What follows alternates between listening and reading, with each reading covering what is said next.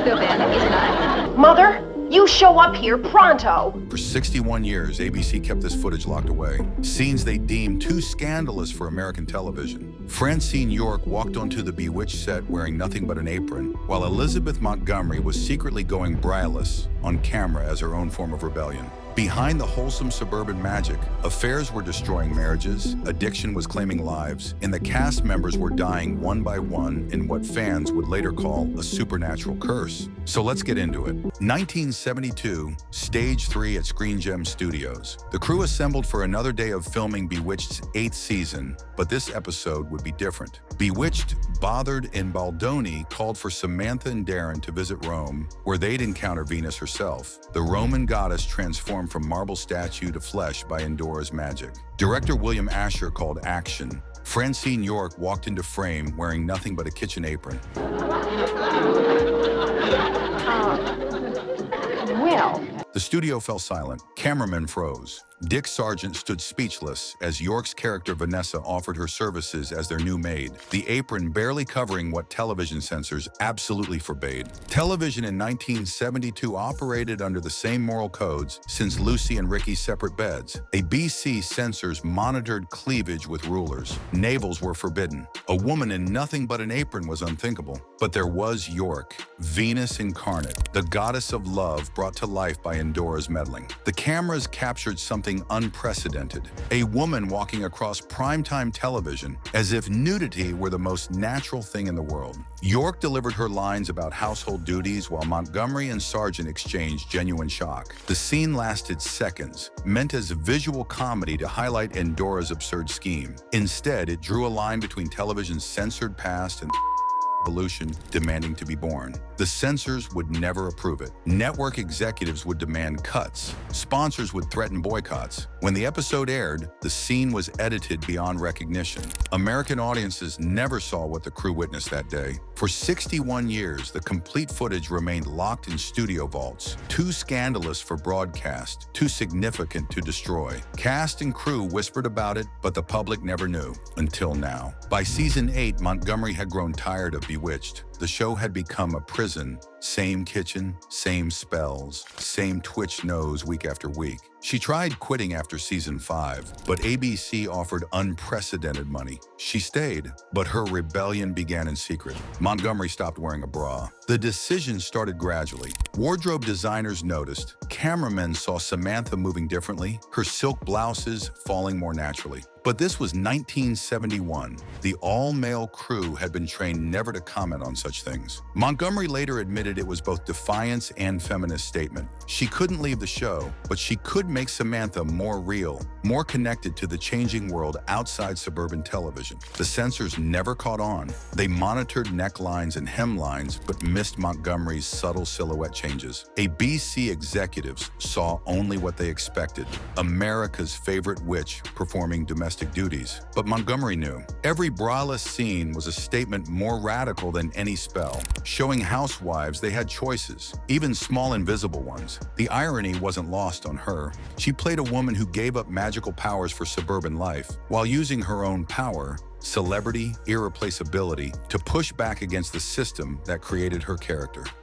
If women just realized how ridiculous and unfeminine they looked, all that hardware in the hair. Well, you want me to look pretty, don't you?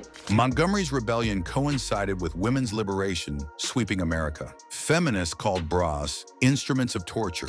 Montgomery aligned herself with this movement without saying a word publicly. The revolution happened on primetime television, hiding in plain sight. Millions watched Samantha weekly, never realizing they witnessed quiet feminist defiance. The housewife who supposedly surrendered power was actually reclaiming it invisibly. Decades later, syndicated reruns revealed Montgomery's secret. Season 8 episodes showed her natural silhouette clearly. The wholesome witch had been more revolutionary than anyone imagined. Behind Bewitched's suburban facade, darker dramas played out. Dick York, the original Durin, was dying slowly.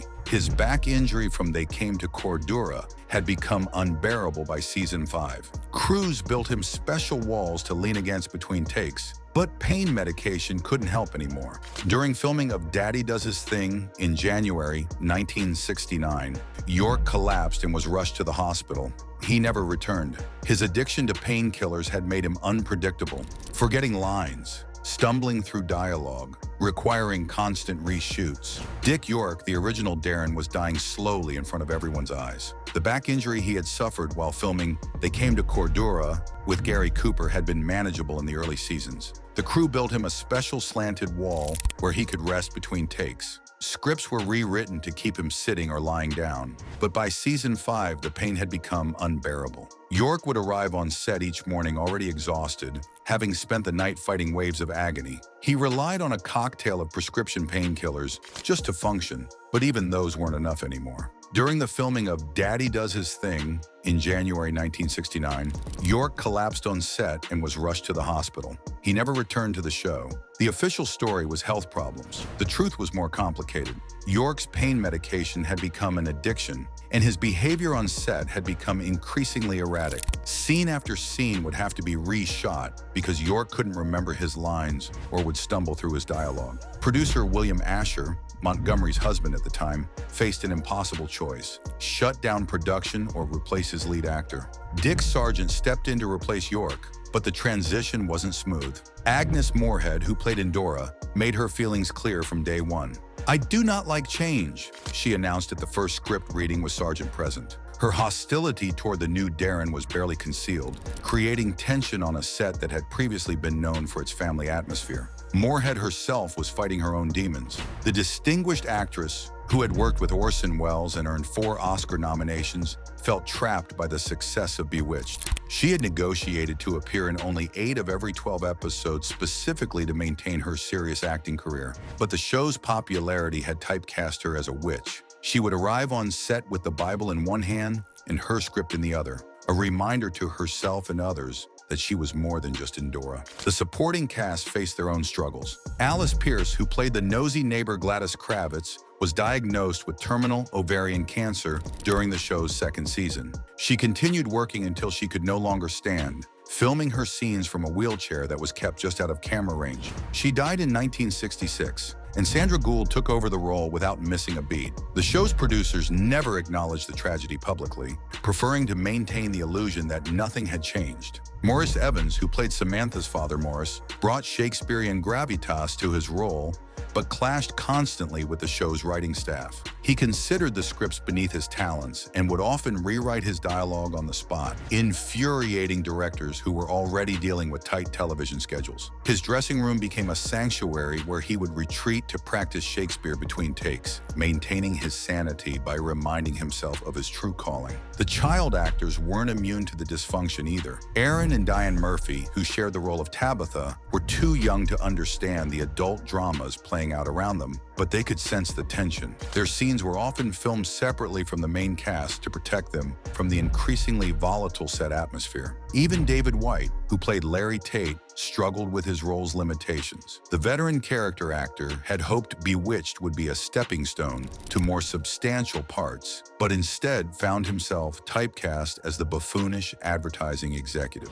He began drinking heavily between takes, and his performance became increasingly broad and theatrical as he tried to find some satisfaction in a role that had become stale. The technical crew, usually invisible in television production, became unwilling witnesses to the cast's struggles. Cameramen learned to work around York's physical limitations without drawing attention to them. Sound engineers developed techniques for recording dialogue when actors were too medicated to deliver clear performances. Script supervisors became expert at maintaining continuity when scenes had to be reshot multiple times due to cast problems. Through it all, the show's success continued. Ratings remained strong, merchandise flew off the shelves, and fan mail poured in from viewers who had no idea what was happening behind their favorite show.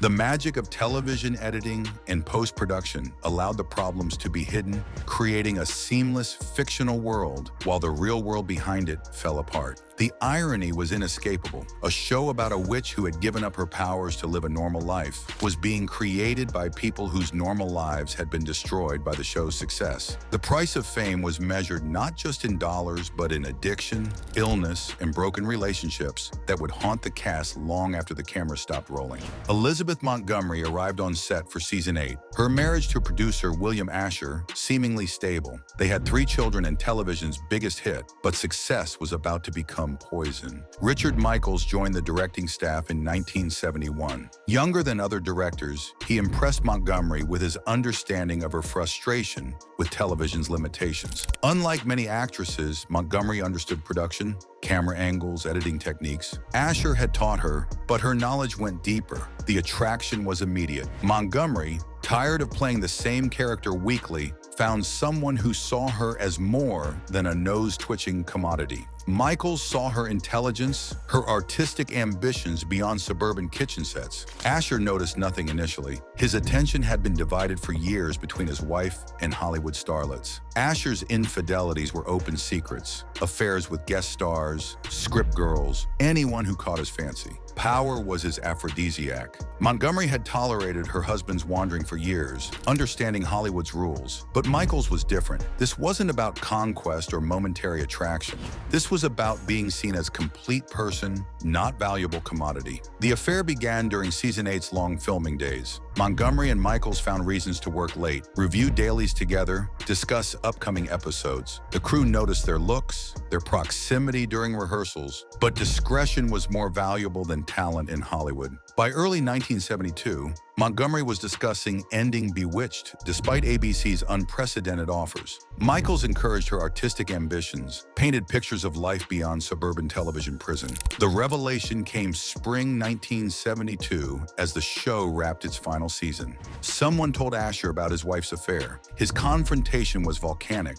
Threats to destroy Michaels' career, blacklist Montgomery, use his industry power for punishment. But Montgomery was no longer the vulnerable actress needing Asher's protection. She owned 20% of Bewitched, guaranteeing financial independence. Other networks wanted her. Most importantly, she had fallen genuinely in love. The decision to end Bewitched wasn't entirely about the affair, but the affair made it inevitable. Montgomery couldn't pretend happiness playing Samantha while her real life crumbled. Asher couldn't bear working with her daily after betrayal. ABC executives were blindsided. Bewitched remained profitable, popular, generating substantial revenue. The network offered unprecedented sums, suggesting they could work around marital problems. Montgomery had decided. Final episodes were filmed in barely controlled hostility. Asher directed several himself, making Montgomery's work difficult. She responded with career-best performances, proving she was more than a pretty face married to the right producer. Within weeks of filming's end,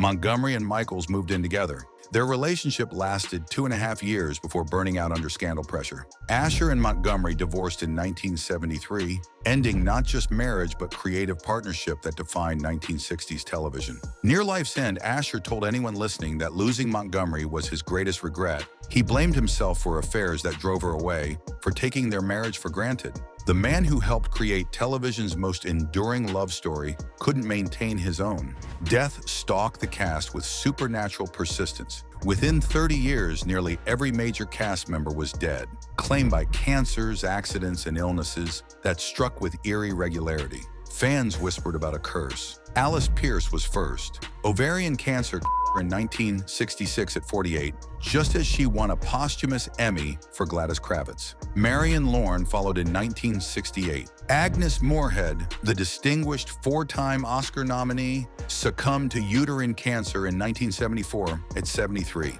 Paul Lynde's death in 1982 shocked Hollywood. The 55-year-old comedian struggled with alcoholism and the strain of hiding his home in an unforgiving industry. Heart attack was the official cause, but friends knew depression had eaten him alive. Dick York died in 1992 at 63, emphysema claiming the original Darren who had battled chronic pain with cigarettes and pills. Dick Sargent followed in 1994, prostate cancer taking him at 64, just 3 years after courageously coming out as gay with Montgomery's support. Elizabeth Montgomery herself died May 18, 1995, just 8 weeks after her colon cancer diagnosis. At 62, she was planning new projects, looking forward to grandchildren. The speed shocked everyone who knew her. Supporting players kept falling. Irene Vernon in 1998, Sandra Gould in 1999, Casey Rogers in 2006, Alice Ghostley in 2007. Bernard Fox died in 2016 at 89, virtually completing the adult cast elimination. Only Erin Murphy, who played Tabitha, survived from the principals, a lone witness to what had been television's most beloved family. The statistics were staggering. Cancer claimed Montgomery, Moorhead, Pierce, and Sargent. Heart disease took Lind and York. The mortality rate seemed unusually high for people who shared nothing but sound stages and scripts. The curse wasn't supernatural, it was mortality's random cruelty. But for fans who had invited these actors into their homes weekly, the losses felt like systematic childhood destruction. The magic was real, but so was death. Various other ailments claimed the rest. The mortality rate seemed unusually high for a group of people who had shared nothing more than a television soundstage and a script. Fans began to theorize about the curse. Some pointed to the show's supernatural theme, suggesting that playing with fictional magic had somehow invited real supernatural retribution. Others noted the stress of sudden fame and the pressure to maintain success in Hollywood's unforgiving environment. A few conspiracy theorists even suggested environmental factors: contaminated sets, dangerous materials used in production, exposure to unknown toxins. The truth was probably simpler and more tragic. The Bewitched cast had been like any other group of people, subject to the random cruelties of age, disease, and mortality. But because they had been bound together by their shared success, their deaths seemed connected in ways that deaths among strangers would not. The curse of Bewitched wasn't supernatural. It was simply the natural consequence of time passing and lives ending. But for fans who had grown up watching these actors every week, who had invited them into their homes and hearts, the losses felt like a systematic destruction of childhood itself. The magic was real, but so was the mortality of those who had created it. The vault at Screen Gems Studios contained more than just film canisters and production notes. Hidden among decades of television history were the secrets that Hollywood had tried to bury. Alternate takes, censored scenes, and footage that was deemed too controversial for its time. For 61 years, the complete version of Bewitched, Bothered, and Baldoni sat in that vault, waiting for a world that was ready to see it. The discovery happened by accident in 2015.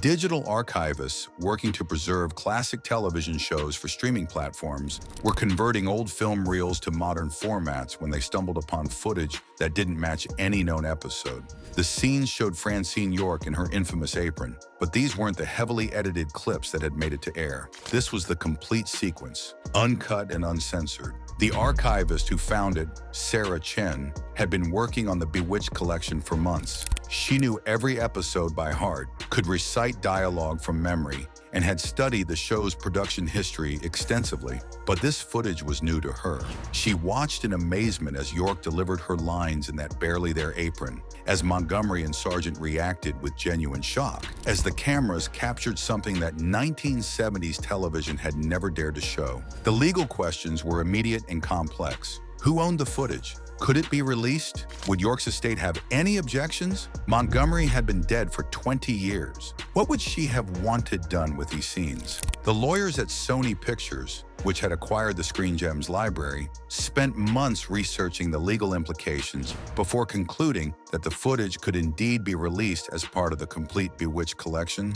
But the cultural questions were even more challenging. The world of 2015 was very different from the world of 1972. What had seemed scandalously revealing then looked almost quaint by modern standards. Francine York in an apron was tame compared to what cable television showed every night. The footage that had once been too hot for television now seemed like a historical curiosity. The revelation of Montgomery's braless rebellion in Season 8 had a different impact. Modern audiences, watching the episodes with new awareness, could suddenly see what had been hidden in plain sight. Montgomery's natural silhouette in those final episodes became a symbol of feminist resistance, a reminder that progress often happens in small, unnoticed ways. Erin Murphy, the surviving cast member who had played Tabitha, became the guardian of Bewitched's legacy. Now in her 50s, she watched the rediscovered footage with mixed emotions. Elizabeth would have laughed, she said in an interview.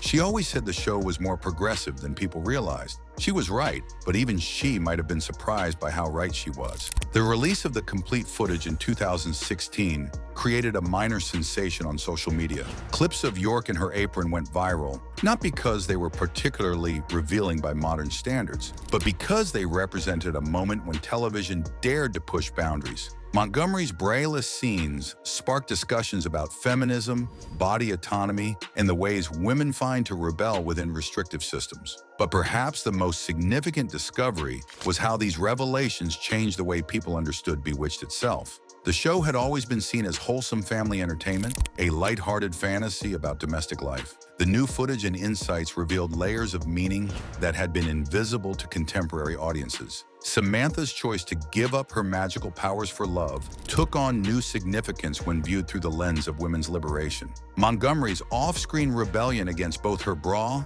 and the limitations of her role provided a counterpoint to her character's supposed submission. The show's treatment of gender roles, workplace dynamics, and social change revealed itself to be far more sophisticated than critics had ever acknowledged. Film scholars began to reassess Bewitched's place in television history. What had once been dismissed as mindless entertainment was now seen as a complex negotiation between traditional values and emerging social movements. The show had captured a moment when America was changing, when old certainties were being questioned, when even suburban housewives were beginning to assert their independence. The tragedy of the cast's fate took on new poignancy in this context. These actors hadn't just been entertainers. They had been inadvertent pioneers, pushing boundaries and challenging assumptions, even when they didn't realize they were doing so. Their deaths seemed to represent the end of an era when such subtle rebellion was necessary, when progress had to be hidden behind wholesome facades. Today, streaming services carry complete Bewitched collections that include the previously censored footage. New generations of viewers can see Francine York in her apron, can observe Montgomery's natural silhouette in Season 8, can witness moments that were once considered too scandalous for television. The magic isn't in the special effects or the twinkling sound effects. It's in the revelation that the people who made this show were more complex, more courageous, and more progressive than anyone had imagined. The last spell of Bewitched isn't supernatural, it's historical. It's the magic of rediscovery, of finding hidden meaning in familiar stories, of understanding that progress often happens in the smallest gestures. Elizabeth Montgomery may have twitched her nose to work magic on screen, but her real magic was subtler and more lasting. She showed that rebellion could be quiet, that feminism could be hidden in plain sight, and that even the most wholesome entertainment could carry seeds of social change. In the end, the scenes that were hidden for 61 years weren't just about nudity or scandal. They were about the courage to push boundaries, to test limits, to suggest that maybe the world was ready for something different. That courage, more than any nose-twitching spell, was the real magic of Bewitched. Anyway, that's it for this video, folks. Bye.